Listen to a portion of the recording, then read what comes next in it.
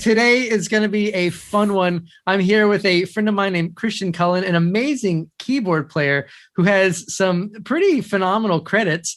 He's played for the band Night Ranger. You were in Night Ranger for what, 4 or 5 years? Yeah, that's correct. He was in Night Ranger. So basically, just in that band alone, he toured arenas with bands like Journey and Styx, and I'm sure he's going to get into talking about that. He's played with other artists, including Kevin Cronin from REO Speedwagon, Bobby Kimble from Toto, amazing band, Rick and Robin from Cheap Trick, Tommy Shaw from Styx, Vince Neil, of course, from Motley Crue, and the list really goes on and on and on. But he is also composed for TV, radio, film, and video games, and some of those credits include Fox, Ford, Google, Disney, the NFL, and he's just an awesome guy. I've played on a number of sessions and a number of records with him. That's how we met, and yep. I'm so excited to have you with us, Christian. Thanks for joining us. Yeah, thanks for having me. It's funny. It's like you and I hit it off from the second I met you on that session. I was like, "Who's this guy? This guy knows what's up." And like you came in with all the right tones and the vibe, and I'm like, I'm totally a tone guy. This guy's a tone guy.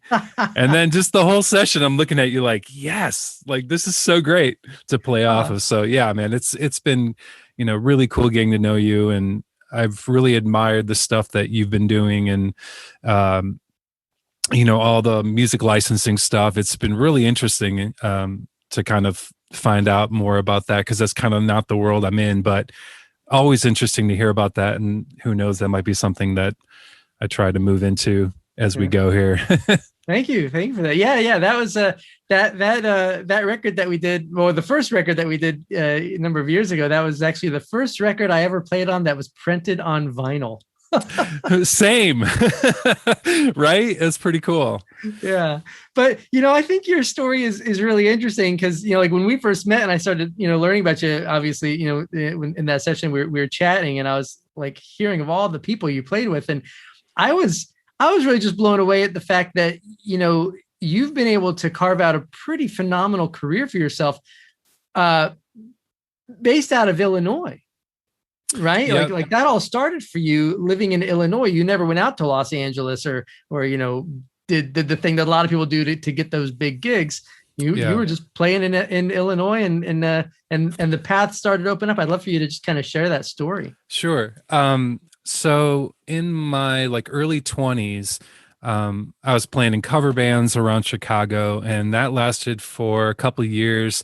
And then I realized if I stayed in that, it would kind of put me in that place where I'm not growing to where I always saw myself going to. And it's an easy trap to get into when you actually start making money in bars. And you're like, you move from I want to make a living as a musician to I want to move up in a caliber where you're working with people better than you to pull yourself up to that level. And that's what I was always obsessed about. So I started playing with this girl, Kathy Richardson. She now sings for Jefferson Airplane, and she's been a lifelong friend. And I played in her band, and all her musicians just kicked my ass left and right. They were amazing. And I basically convinced her to let me join the band as her keyboard player. Well, Kathy was being produced by Jim Peterick. Jim he sang Vehicle in the Ides of March. He has written so many #1 hits for Survivor, Eye the Tiger being one of them. Mm-hmm. And so he's written for 38 Special, Hold On Loosely, Caught Up in You. Those are his tunes. Oh, wow. So we met, and he kind of heard what I was doing as a keyboard player and just started hiring me for his sessions. And it really cut my teeth on playing with a band live to tape. He started out when I was there, he was still on tape and a console, and then we moved to ADATs, which I wasn't that impressed with because they never synced up. No. The old ADAT days were always fun because you'd always have the one that would just not sync up. The bottom one, 4 or 5 ADAT machines, and then one wouldn't sync up, it's a nightmare. The worst. I digress. So Jim and I, we did sessions. And then around 2001, Jim got this idea to invite lead singers of all these great classic rock bands to play a show. And the first one was Kevin Cronin from REO, Kelly Kagi from Night Ranger, and I want to say the Jimmy Jameson from Survivor, because at that point Jim had left Survivor. So it was basically a show of hits. Like we, learned this music. And so I was in the house band. So here I am, like learning these songs. And I knew early on that I would want to try to nail the sounds as close to the record as possible.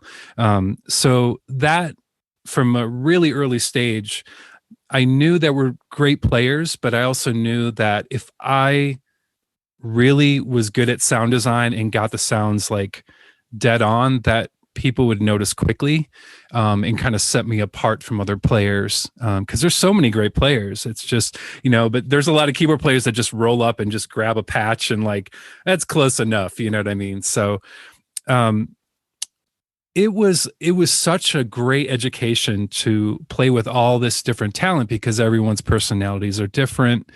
And it was really kind of something I didn't think about, the talent, because it was happening so fast. And we were just, every year he would do the show and it would be somebody else, Rick Emmett from Triumph, Joey Mullen from Badfinger.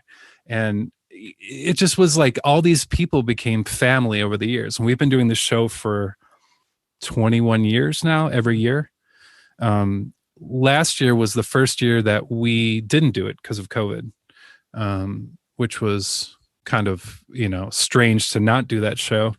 So the way that came about with Night Ranger is that, so I had played with Kelly a ton and he knew I could play Sister Christian and all those hits and I could sing. And then when the chair opened up in 2007, he's like, we're going to Japan in the next couple of months and we don't have a keyboard player. Do you want to step in? And I stepped in and it was like no rehearsal. It just showed up on a fly date and maybe ran 2 or 3 songs at sound check and then played the gig. And it was like exhilarating. And it was so cool to like see that trajectory of, paying your dues, playing with people, and then getting that break to play in a band like that was just such a treat.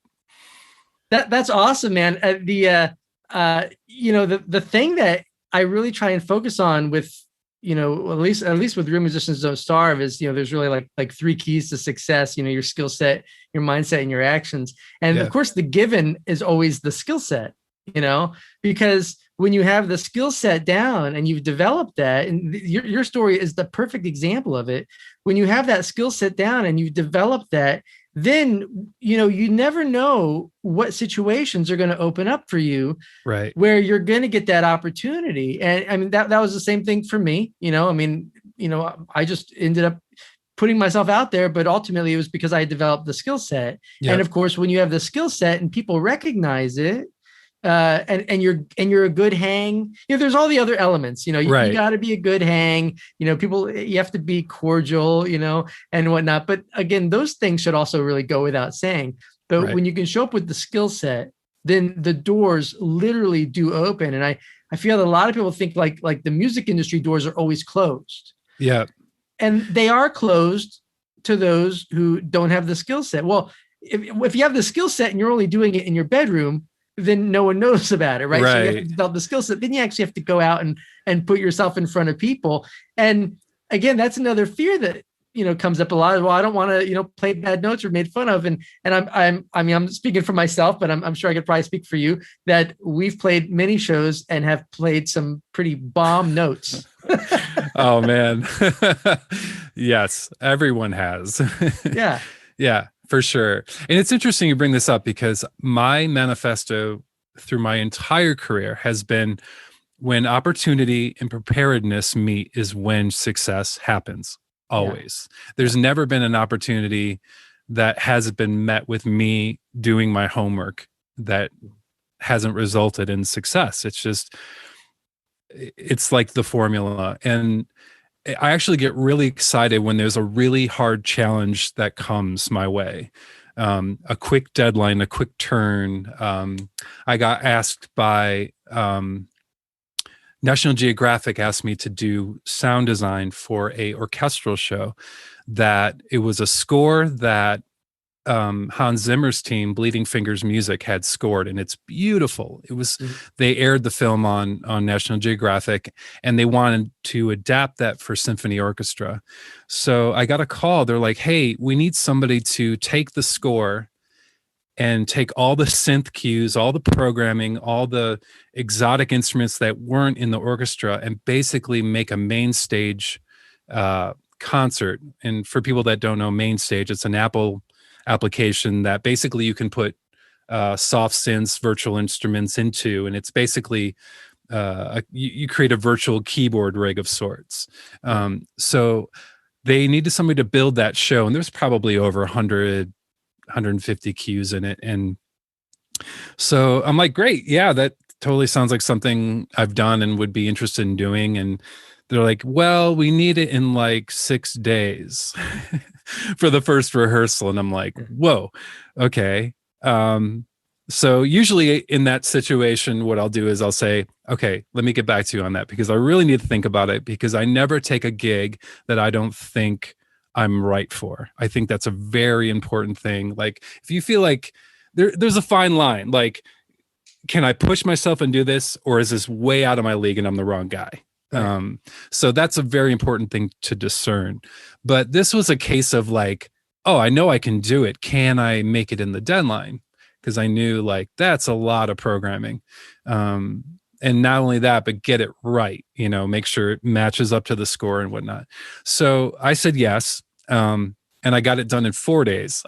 Wow. Because I was so excited for that opportunity, because my preparedness was right there. And this was a really exciting opportunity to be part of, it was a small part of something that was really great. Yeah. So I think that adrenaline, that excitement made me want to do my best and work quickly and efficiently to get this done, to make the client happy and want to come back to me for repeat business. Oftentimes, you don't even know what you're capable of until you throw yourselves into the fire, so to speak, and you're obligated to do it. You say yes to something that this is gonna. I remember like when I first got the offer to write music for American Idol, they wanted like these like orchestral tension scores. I'd never done anything like that, but I wanted that gig. you know? And I worked on it for like a day or two, and what I did was terrible, and they actually turned me down, and they said, now we're going to go somewhere else. And I was like, well, give me one more night. Just give me one more night. And I called a buddy of mine, and I'm like, because I knew, because you mentioned Hans Zimmer's team. Yeah. And I kind of want to touch on that for a second, because a lot of composers have teams around them. And I knew, a bunch of guys who also, basically wrote for Hans Zimmer. And of course, then they have orchestrators and whatnot. And of course, having played guitar on a lot of these movies and worked with some of these people, I realized like, it's not always the composer doing everything. So that's why I was like, well, let me call this guy, David, friend of mine, who's a great orchestrator. He had done orchestrations for other people. And I was like, can you take these really, mediocre ideas that I have and make them good? And the next day, he delivered some stuff that was amazing. I sent it in. They loved it. We got the gig. And 2 years later, we ended up doing it for 2 years. But that's ultimately what led to us, getting into trailers and starting Sonic Trimmer and doing all the trailer stuff that we do. But like, you have to push yourself. You never know what you're capable of until you put yourself in that uncomfortable position to go, I'm going to take this on. I don't know how it's going to end up, but I think I can do it. Yep. And it's smart that you did what you did, because some people wouldn't think to do that. They'd be like, they turn me down. This is rejection, and that's it. You took it a step further, and you did not see that as failure. You saw it as an opportunity to make something else happen. And that's what I think separates the men from the boys or the girls from the women, with like really truly like going to the next level, not always feeling like you have to have the best idea in the room. The Beatles were not that way. They let the best idea float, and the ones that weren't as good, they let go, and they didn't hang on it too long. So I think that's brilliant that you did that, because it shows character in your ability to produce and not feel so precious about what you're doing. You're looking at the big picture. It's like, we got the gig now. You know what I mean? And that's huge. And it's American Idol. You know, that's a great gig. Well, the thing too, you know, as you know, with the gigs that you do, when you're getting hired by someone, your job is to fulfill really their goal and their, you know, their vision. Yep. Even when you're hired to play behind an artist, right? Or in the case, you know, if you're playing with Night Ranger, you know, you're playing the hits. Or you play with Kevin Cronin and the guys from Toto and stuff like that, and Cheap Trick, you're playing their hits. So you're expected to come on board and you know, basically live up to what their expectations were as far as what was already, you know, recorded on the hits, right? Yeah. And it's the same thing when it comes to composing. You know, when you're writing for a TV show, you're not writing your baby to put it out to the world. Go, look at how amazing this composition was. What you're doing is you're helping someone else tell a story, and therein lies, I think that is the what's synonymous with sync licensing, because sync licensing is not necessarily composing, but you're writing songs that you're passionate about, but yet you're taking those songs and you're delivering them to like end users. I call them end users, but music supervisors, editors who are really working for production companies, directors, producers, and whatnot. And their goal is to help tell that story. So all your music is doing is helping tell that story. And you can't be married to it. If you want the gig, you can't be married to it. You have to. Yeah. And I think that was a big thing for me when I was playing for a lot of composers. And the same thing, you know, when you play on sessions for producers, you play something and it's like, can you do something else? You know, you don't play something and go, no, that was the most amazing thing I've ever played. You have to keep it. The producer tells you to do something else and you go, yeah, I'll give you another idea. And that's ultimately, I think, what allows some people to build session careers is the fact that they're not married to what they do and they can always think of new ideas. Always. Yep. It's funny that you say that. So I think it was 2009 or 10. I got called to do a session in LA. Rick Chudikoff had called me for it. And he always pushes me to play bass on records. And I love it because bass is one of my favorite things. So he's like, okay, you'll play bass on half the record and keys on half. I'm like, cool. So we'll fly out there. Who's the band? And he's like, Abe Laboriel Jr. from McCartney's band and Brian Ray from Paul McCartney's band. And I was like, whoa, like, oh my gosh, this is going to be a blast, but it's also terrifying because I know the caliber of players these guys are. They're one take. You know what I mean? they're brilliant. And, so we flew out there and, you know, I knew that Brian was going to bring me some basses that he plays with Paul. So I was really excited to check those out and whatnot. And it was the type of thing where I was like, is this something that I'm going to be able to pull off well? And I had all these ideas going in, right? I was like, oh, I got this line and this and that. And in my head, I thought, this is the perfect part. It's going to be brilliant with whatever Abe plays or whatever. And as soon as we got there and he starts playing a groove, it changed the entire script. It was like, yeah, there was elements of it that's cool, but all of a sudden, like, you get in a room with people and there's something else that's starting to happen that you never even thought of. It changes everything. And you have to be open to that. Just not holding on so tight to something that you think is going to work. And it makes it less painful, especially when you're composing. Like, there's so many times where you do something and they're like, okay, we needed just a little more of this, or it's a little heavy, harder edged. Can we pull that back and stuff? And I could think it's just like happening. I'm like, this sounds so good coming out of the speakers. And then, you know, sure enough, I have to change it. And a lot of times it's like, they were totally right, you know, because if you're working alone, it's easy to get like, lose perspective. Yeah. So I'm all for collaboration in that regard, because I feel like the best stuff happens. If you look at your most favorite records, it's a team of people doing what they do best, you know? Yeah. And, you know, it's interesting because the whole idea of experts has kind of been diminished, especially lately, you know, I'm a big fan of home recording, obviously. I'm a big fan of, you know, getting a nice setup and having a nice room as you are, where you can come in and you can do your thing. But at the same point, just because you buy a Pro Tools rig or a Logic rig and you some preamps and a microphone and whatnot doesn't make you a producer, and it also doesn't make you an engineer. So, a lot of times, even with the stuff that I do now, I'll mix some stuff and then I'll send it to an engineer friend of mine and be like, what do you think? Give me some, pick it apart. And if it's something that's very specific or very super, like really important or very high dollar, then I'll get it where it needs to go. And then I'll hand it off and let them finish it off, because it's good to get that other perspective, a fresh perspective, because you get married to all the little nuances that you spent all this time on. That ultimately, someone else is either never going to hear, or maybe you just turned them up way too loud.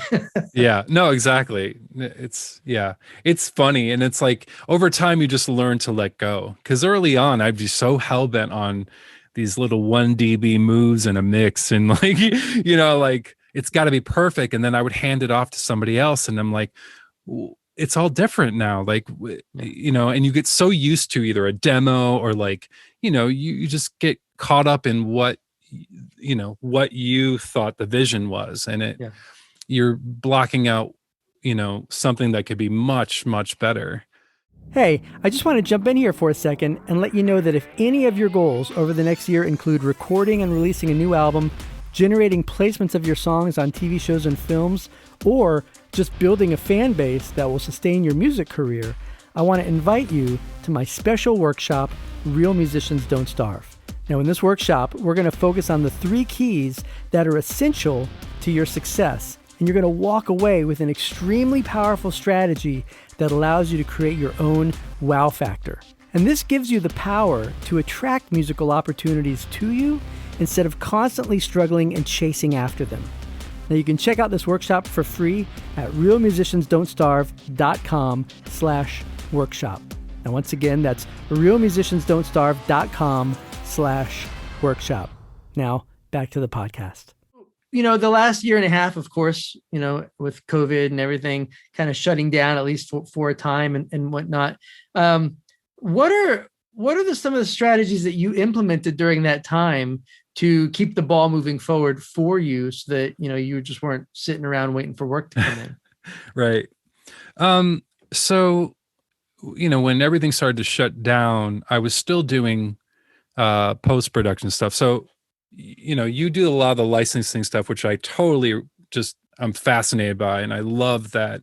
I would love to get into that. I do the flip side of the coin. So I do composing for custom. So the post house I work with, Chop and Hue in Michigan, they send me picture on, a couple of times a week. I get different pictures to work on for different clients, and I score it and I sound design it. Sound designing meaning add sound effects, Foley, whatever, and then I do the final mix.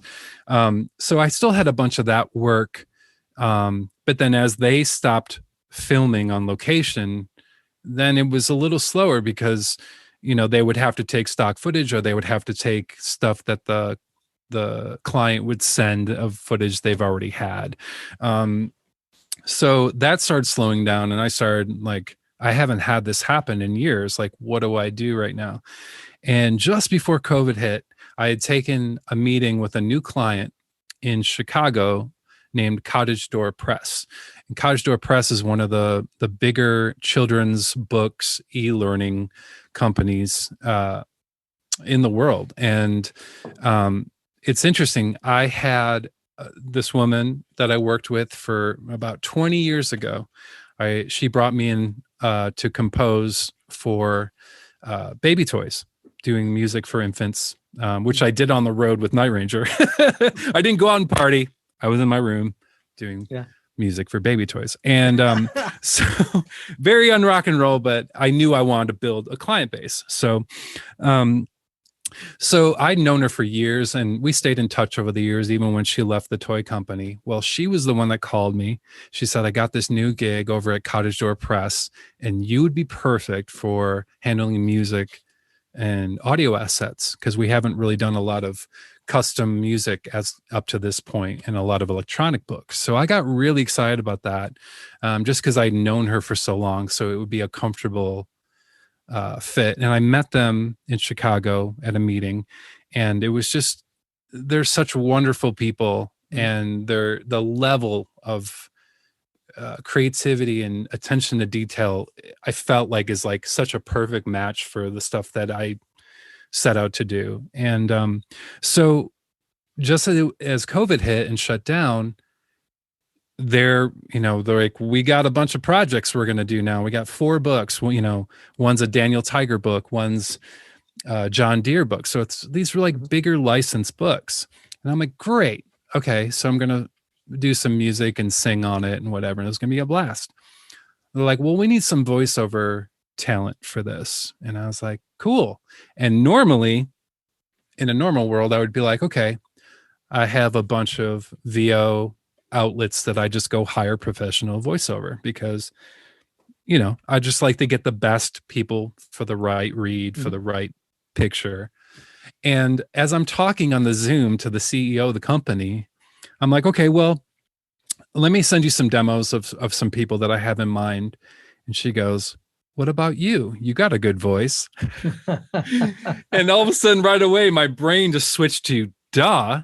Like, and I knew part of it was like, that is a little out of my comfort zone because I knew that I would have to, like, normally when I talk fast and not a ton of diction. I get really excited. Yeah. But I knew that, like, okay, maybe this is an opportunity to hone a new skill and become a one-stop shop for this new client, meaning I would do all the music, I would do voiceover for them, do all their mixing and file preparation for factory, which is usually down sampling, and sometimes it's MIDI, whatever. So they asked me to send some demos over, and I did it for Daniel Tiger, which is, for a Fred Rogers, franchise. It was like, okay, that's going to be a bigger thing to try to land, especially that they're using quotes from the show and stuff. So I did the demo. They loved it, and they sent it to Fred Rogers, the Daniel Tiger people, and they loved it. And all of a sudden, I'm a voiceover talent. It takes one gig to make you that next thing. It's like, you're a mixer. Now you are, it's like you're getting paid for something. You've moved to a professional sort of level. You know what I mean? I know that people listening might be thinking like, well, where did you go to school to learn how to do all this stuff? Man, outside of music, studying theory in college, all this stuff was just stuff that I acquired from people. And, how do I make that sound? And then it pulls you into this whole other thing. Or, that's how it was with recording. I just wanted to make my own sounds, and started on a 4-track analog cassette, and they weren't very good and whatever. And then actually, let me stop you there, because you said something that's great. Let's hang there for a second. Okay. They weren't really good. No, right? They sucked. They were horrible. But that's such a common thing. I see that a lot though, with people who are kind of coming into my world and who I interact with, where it's like, because it's not good, they stop. That because it's not up to the Beyonce level, they're frustrated. They just, finish the song and they're working with their co-writer. Their co-writer got the track back to them, and it just doesn't sound good. And they're just so frustrated. And it's kind of one of those things where when you're in that situation, we all have been there. It's just part of the natural ride, right? But for a lot of us, that frustration, at least for me, was the impetus to actually learn how to make it better, right? Yes. It was kind of like that fire that needed to kind of fuel me to go, okay, I've got the guitar thing down. The recordings suck. I got to get those better. I got to figure out how to make that better. So absolutely. So when you're in those situations of like when it's frustrating, or maybe not even frustrating, but when it sucks, what is your very first step to go, okay, what's the next step for Christian so that it doesn't suck? Well, okay. So I think being honest with yourself about what your weaknesses are is so crucial. I think the weakest thing that I do, and this is just being honest, is, and this is only because I never worked under engineers as an intern. Because a lot of people, when early on, through the, 70s, 80s, 90s, And it kind of started changing in 2000. People had interns. Yeah. They go get coffee, and then you pay your dues. And then all of a sudden you're sitting in a chair as an assistant engineer next to, somebody amazing that's doing real records, and you just watch and absorb all these wonderful techniques and you develop an ear. I didn't get that. And that's one thing I wish I had done, but I was out honing other skills. So once I knew I wanted to be a producer and get better at sounds and get better at like conveying ideas, I knew that, I had to get better at mixing, because I wouldn't have a budget right away. Clients aren't paying me that much right now to do it all in one place. You know what I mean? So it forced me to like fight through some terrible mixing early on, just like, not knowing how to pull things together in a way that sounded professional. And I'm sure everyone goes through this. You hear top engineers say, I cringe at my early mixes that were professional, professional. Yeah. So I just set out to, whenever like I would be around people that knew more than I did as far as mixing goes, or as far as like outboard gear, or, tones. Like I was always obsessed with things sounding like a record. I wanted that so bad, Mm-hmm. And so I just would always like, that became the priority. Like my weakness became the priority. And you would think like I'd be pushing like the keyboard stuff, or be pushing, programming and scoring stuff. But really, like in the back of my head, I'm like, if I can make this stuff sound great, it's more exciting for me to create. Mm-hmm. And it's like, I feel like it got me to where I needed to go quicker as a composer, because it sounded good. Yeah. But it was rough, man. And still to this day, like I just sit there and just like obsess over stuff. And nowadays, like I've learned like, okay, walk away, like go get some coffee, go outside, like perspective, you know what I mean? So, but like I just finished up a mix. I did a record for this girl that was on American Idol about say like 7 to 10 years ago. Good friend of mine, Leslie Hunt, really talented. And I had Sean O'Keefe mix it. Sean, I knew from Chicago. He did all the early Fall Out Boy stuff. He's brilliant.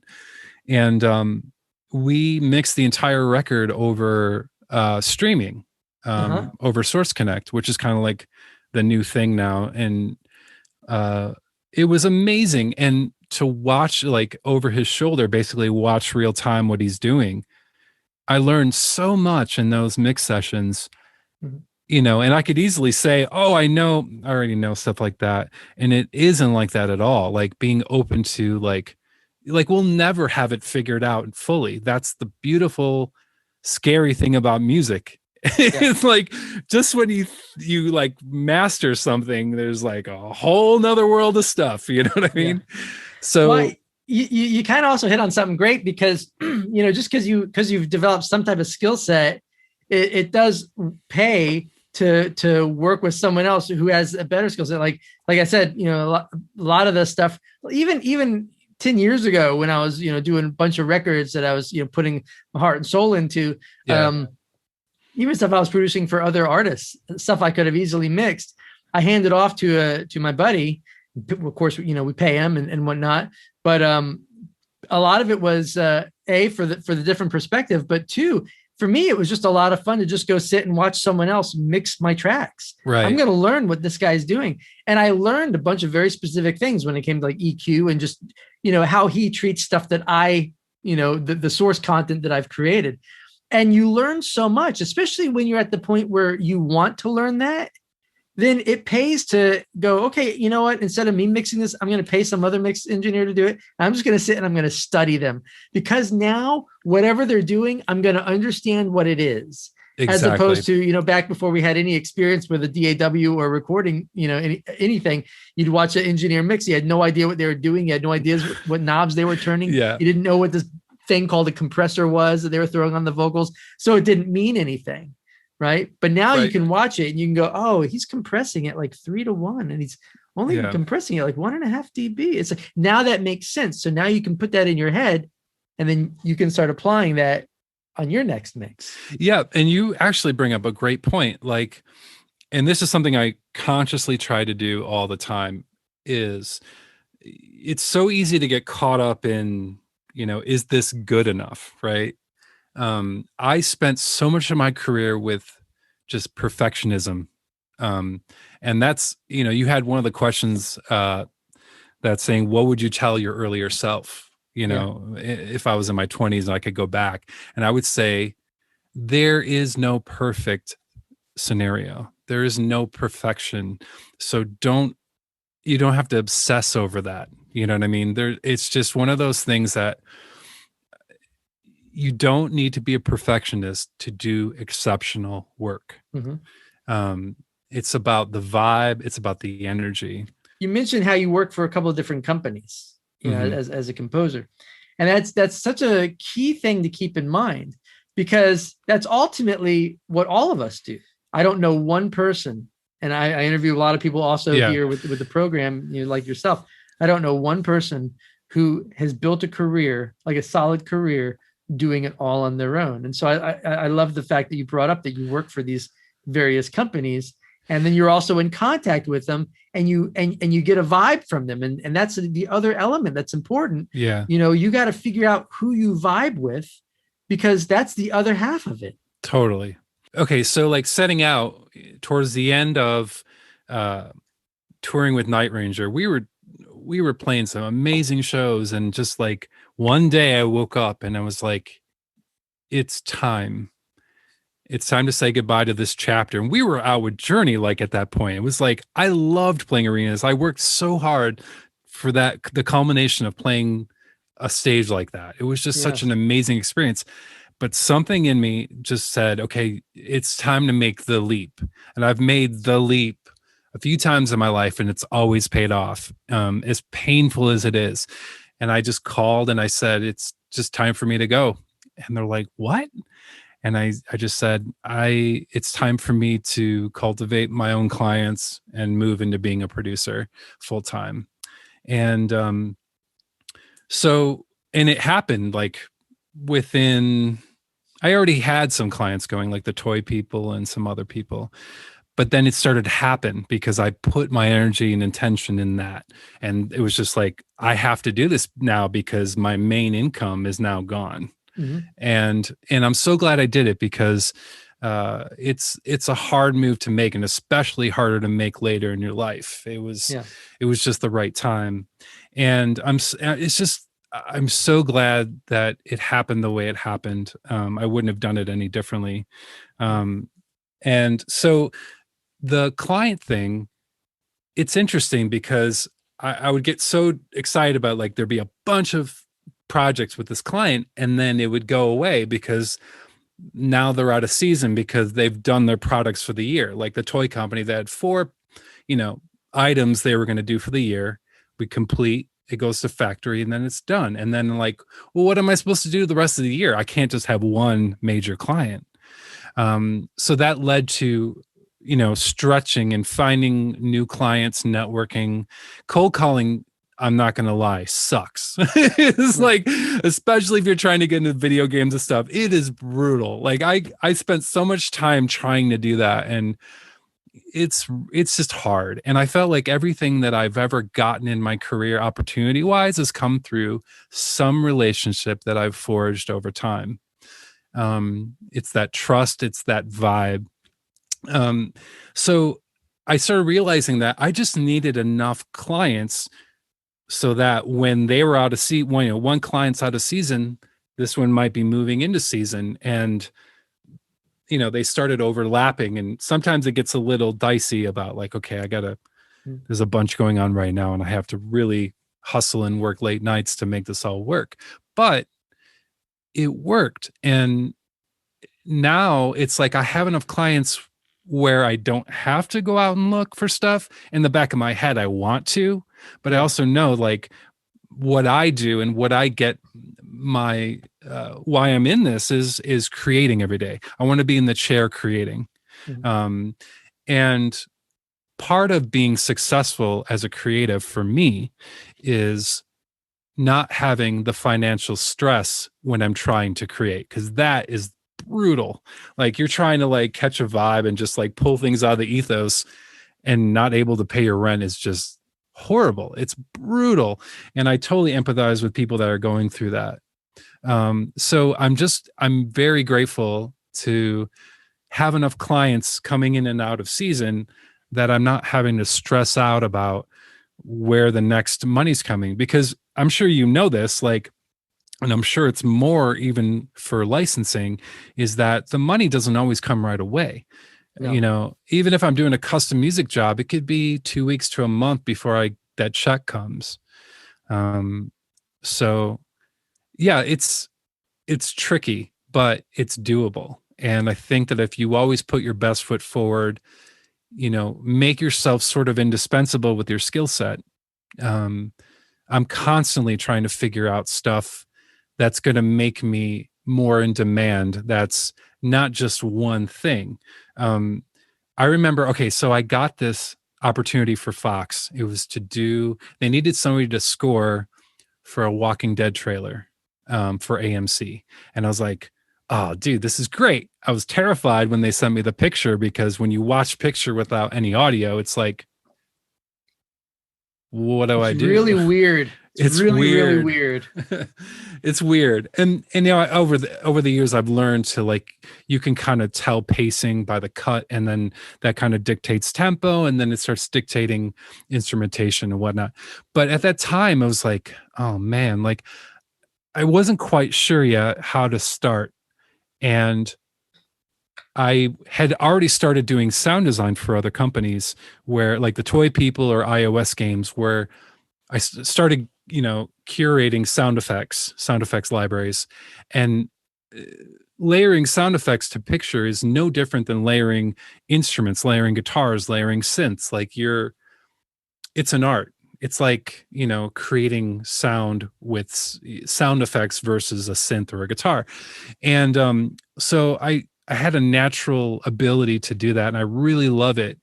And what I started realizing is that usually those people are two different people, the composer and then the sound designer and then the mixer.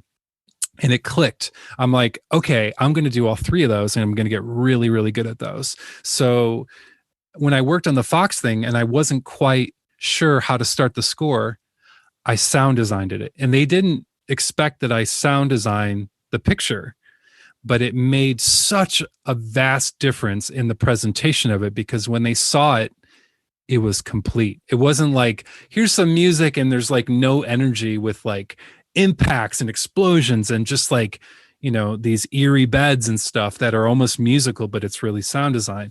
And it got me the gig. It was like going that extra step further to anticipate more than what they're looking for, to give them the vision of like, he's the guy. That changed it all for me. And we got the gig, and I was so excited. And then from that point on, I just kind of marketed myself as a composer, producer, sound designer. You've mentioned a number of times, like calling and getting on the phone with people and this and that. And that's such a big thing that I share with musicians. You know, I know a lot of musicians, at least in the sync world, they want to find a library and they want to upload their song. Yeah. You know, is there a place where I can just go upload my songs? And I go, if that's the route you want to take, that is not the path I teach. It's not, you're not going to get my blessing on it, because the anonymous sign up for our website, upload your music is, to me, is garbage. It's been proven to be garbage, because those companies always tend to be garbage anyway. Yeah. But the reality, and I love how you've brought it up a number of times, of how you just get on the phone, like you're building a sample library. So you're like, well, I'm going to call some different big sample libraries and get on the phone with them and talk to them. Yeah. And that's such another key component that's come up over and over and over with a lot of, you know, I mean, at least in my own life, but also in talking to so many other musicians who are, you know, career musicians, how there's the fear of getting on the phone with people, but it's a requirement. If you want to move forward, you have to get on the phone. Yep. I can't tell you how terrified I was to call Susan Rogers, who was Prince's engineer on a lot of big records of his. And she worked on Sign of the Times, and like, I have it recorded. That conversation, and the stuff she shared with me was just mind blowing. Like, between her and Matt Fink from Dr. Fink from the Revolution. Like, Matt was such a hero of mine. Like, Prince is my end all be all. Like, he does it all. Like, you know, he did everything. And so I always looked up to the Revolution, looked up to Matt, and Matt had heard the stuff I was sound designing for Sounds Famous on Instagram. It was I remember that. I tagged him, you know, and I had made a bunch of patches. One was 1999. One was, I forget what it was, but I think it was I Would Die For You. And I tagged him, and he messaged me back and said, I need you to call me. And I remember running upstairs and, like, you know, it's like when you grow as a musician and you start working with people of a certain level, you kind of start becoming less starstruck. Mm-hmm. That wasn't the case with Matt. I was like, like my 8-year-old self just totally came out, and I ran upstairs half laughing and half crying to my wife. I'm like, I'm going to talk to Dr. Fink. You know what I mean? And then I calmed down and was like, okay, you know, we're going to talk about, you know, he probably just wants to, I don't know what he wants to talk about, to be honest. And part of it was I knew he was on Apple main stage and he was playing out with the Revolution again. And he heard some sounds and he's like, I have great sounds for this. I said, this sound, he's like, this sound could be better in the set. Can you build some sounds for me? And it was like, whoa, like, here I am working with somebody that I've idolized my whole, like, as a kid, you know, that's worked with Prince, you know what I mean? And that was like, oh my God, this is so validating in a strange way, but also like you're talking to somebody that you'd be afraid to talk to, but then you realize they're just people and they've just done stuff that you've done. They just happen to, you know, their trajectory is different. You know what I mean? And so then I just relaxed into that, and to talk to people, you realize like there's so much to learn from other people that have been through it. And I feel like a lot of people are eager to share that if they see that there's interest in what they've done. I always like to end every podcast with our manifesto, and that is that real musicians are business owners and our business is music. A business is simply an organization where value is provided in order to make a profit. And unlike starving musicians who operate with a mindset of scarcity and fear, as success-driven musicians, we operate with a mindset of abundance, confidence, and service. We are doers, we are dreamers, we are creators, and we are achievers. We know that our true value is determined by how many people we serve and how well we serve them, because our truth is real musicians don't starve. That's what's up.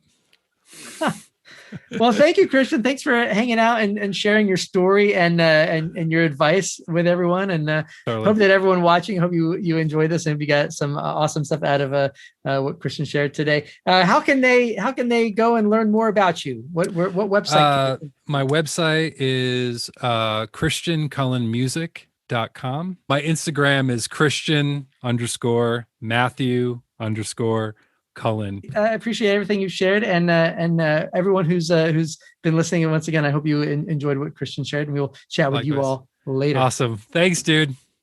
See you soon.